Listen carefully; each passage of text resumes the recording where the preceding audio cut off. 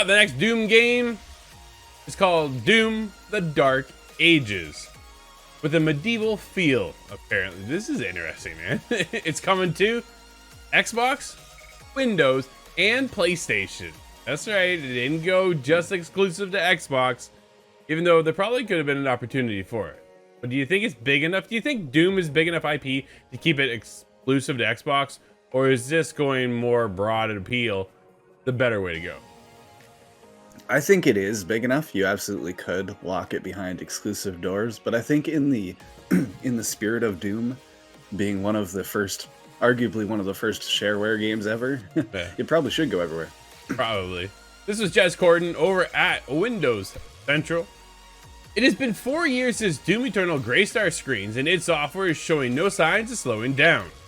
Separate reports from reliable sources at Insider Gaming and Nate the Hate have given a glimpse at where Doom is headed next. We're about to go medieval. Dude, did you expect this at all? No, not exactly. Although, well, we'll get into it. Don't worry. All right. Because I'm not a Doom guy, so you're gonna have to fill me in on how all this works.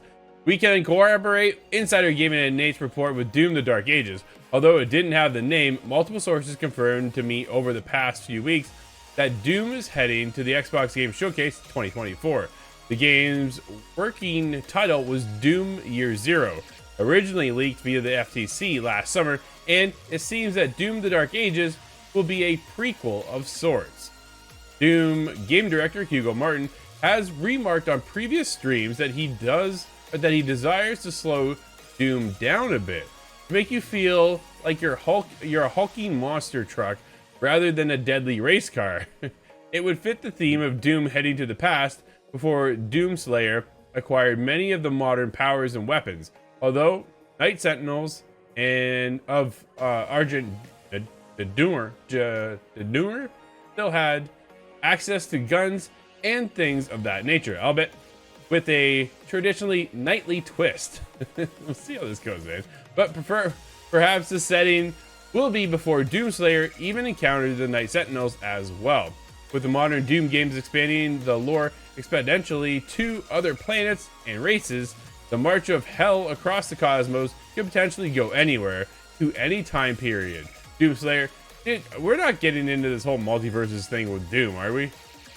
Oh, it's been had. It's been done in Doom Eternal. That was one of the things that a lot of people really didn't like, which was bizarre to me because I guess the thinking for them was that this on absolute light speed shooter didn't need a story, and that's dumb. But to me, I think it really did need a story for reasons like this, because now we're so many Doom games into the series. How are we going to change things up? And if we do change things up, how are you going to justify that for the fan base? Sure. I think this is exactly the perfect opportunity for that.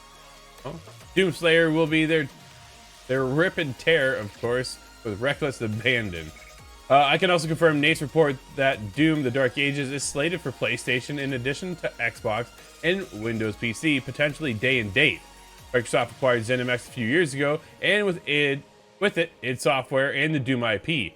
I remarked in my Xbox Game Showcase 2024 predictions that you might get a glimpse at Microsoft's evolving multi-platform strategy at the show, and this is potentially what I was referring to. Some may lament the opportunity Microsoft had to pull Doom away from PlayStation, but id Software was already set up for building multi-platform titles parallel. Doom has always existed on PlayStation 2, and as with franchises like Fallout and Minecraft, it doesn't make any sense to arbitrarily pull it from one of the game's biggest fan bases. Dude, that makes a ton of sense, right? The business is selling games and subscriptions like Xbox Game Pass after all. And you can expect Doom: The Dark Ages to join other Doom games on Xbox Doom Game Pass as well. Xbox, okay. Naturally though, you can expect Doom: The Dark Ages marketing to have a very heavy Xbox slant alongside Call of Duty Black Ops 6 and various other upcoming games slated for the Xbox Game Showcase 2024 on June 9th, 2024, which we will be at, Scott.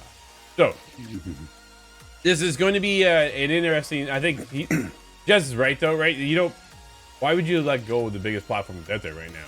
Besides PC, when you get into the console race, PlayStation's outselling 5-1 when it comes to Xbox.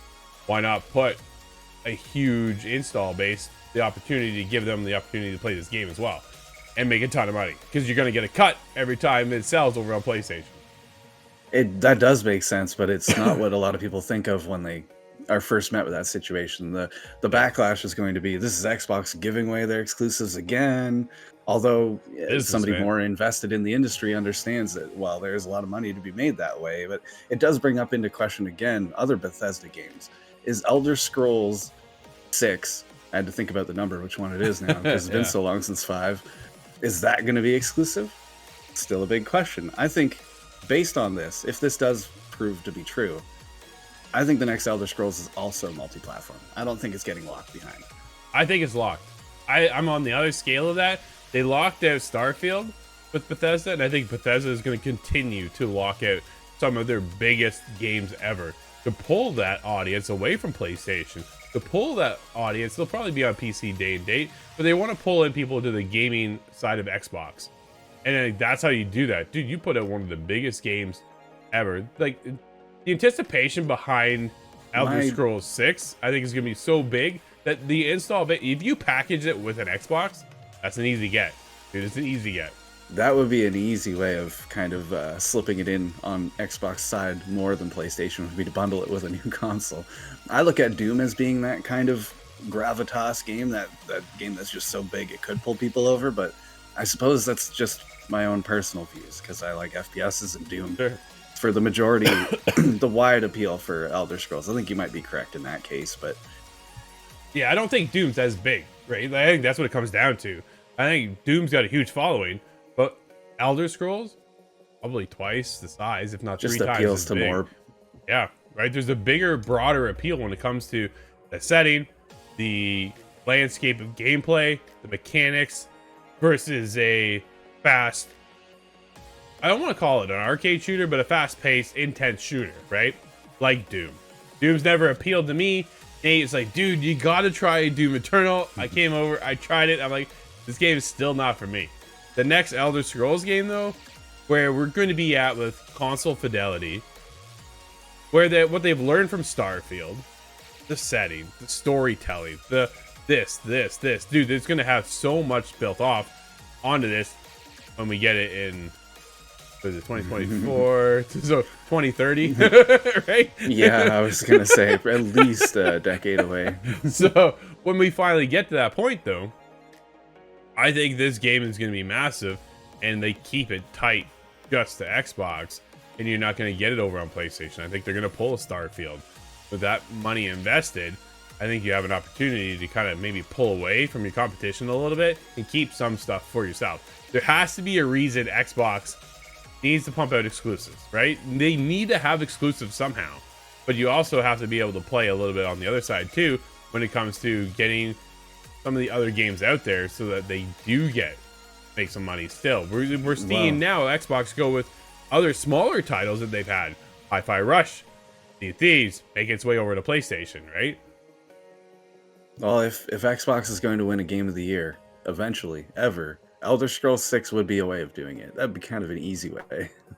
Yeah. Depending on what comes out in competition around that time, it's hard to judge what's going to be its competitor in a decade, but it's just so big. That sounds like a pretty fair bet to me. Well, we thought Starfield was going to do the same thing, right? And it didn't. So, that's true. When do we get Doom this year? Do we get it next year? I think it's going to be the beginning of 2025. I think that's going to be my prediction. I don't think it'll be this year. No, I think Xbox is busy with enough things. They're getting lined up for 2025, 2026. I'm really curious to see what is out 2 years from now. Because right now we already have our lineup. We talked about it a lot over here. We already got our lineup for 2024 from Xbox. I'm sure they got some other surprises. But, dude, a Doom drop would be pretty intense as well. I don't know. We'll see. Let us know over at ITGTV.com. When do you think we're getting the Doom, the Dark Ages? Man, we're heading back to medieval times. This is weird.